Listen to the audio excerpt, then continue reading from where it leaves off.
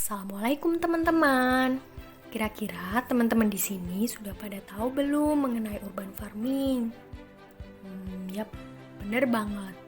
Urban farming adalah salah satu konsep di perkotaan yang mengusung nilai pedesaan di dalamnya. Loh, kok bisa? Nah, seperti yang kita tahu bahwa perkotaan identik dengan permasalahan yang tak kunjung selesai. Bener tidak nih? Semakin besar suatu kota, maka semakin banyak pula masalah yang ada. Salah satu penyebabnya adalah semakin bertambahnya tingkat urbanisasi ke kota tersebut. Nah, tapi nyatanya hal ini justru berakibat fatal loh bagi kota itu. Beberapa di antaranya adalah meningkatnya pengangguran, kemiskinan, kurangnya gizi, kriminalitas, kepadatan penduduk, timbulnya bangunan liar, kurangnya lapangan pekerjaan, dan meningkatnya kebutuhan pangan. Miris kan ya? Dan pada dasarnya ini semua menanti untuk diselesaikan. Seiring dengan peningkatan problem-problem perkotaan, yakni problem kemiskinan dan kurangnya gizi masyarakat, muncullah konsep urban farming sebagai bentuk manajemen kemiskinan perkotaan. Urban farming atau pertanian perkotaan adalah program yang pertama kali diinisiasi oleh Amerika Serikat sebagai upaya atas kondisi pasca Perang Kedua, yakni akibat tingginya harga sayuran saat itu. Pada masa itu, sekitar 20 juta Victory Garden dibuat untuk menangani hal tersebut. Victory Garden adalah kegiatan membangun taman di sela-sela ruang yang tersisa.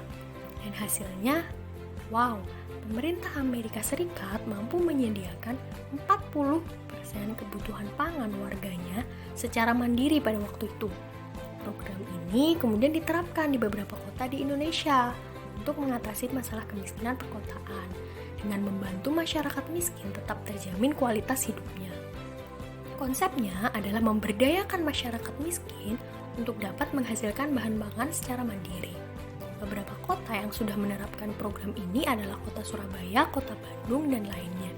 Dalam penerapan konsep urban farming, masyarakat miskin terbantu dengan tetap dapat mengkonsumsi makanan sehat dan juga bergizi yang berbahan sayur dan juga ikan di tengah hiruk-pikuknya perkotaan.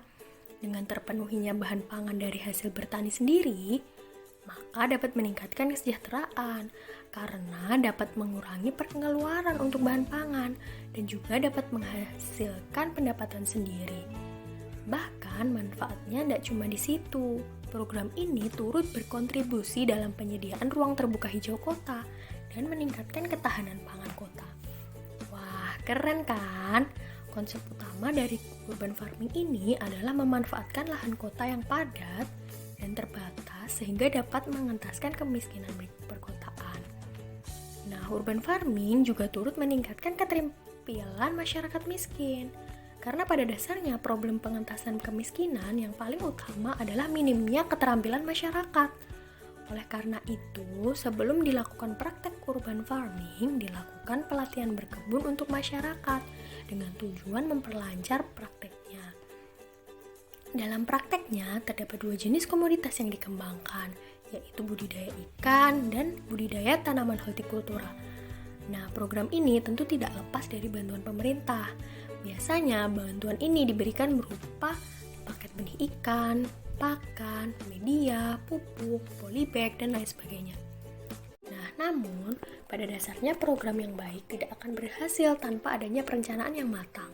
Oleh karena itu, urban farming sebagai salah satu manajemen perkotaan, yaitu manajemen kemiskinan perkotaan, tetap memerlukan proses. Yang pertama adalah planning, yaitu perencanaan strategis. Yang kedua adalah organizing, yaitu penyusunan stakeholder pelaksana dan juga pendanaan. Kemudian yang ketiga adalah actuating, pelaksanaan yang matang. Kemudian yang keempat adalah controlling, yaitu berupa monitoring dan evaluasi. Keempat hal ini adalah hal yang paling penting dalam manajemen perkotaan. Oleh karena itu, demi keberlangsungannya, maka perlu untuk dilaksanakan sehingga tujuannya, yaitu pengentasan kemiskinan, dapat tercapai. Wassalamualaikum warahmatullahi wabarakatuh.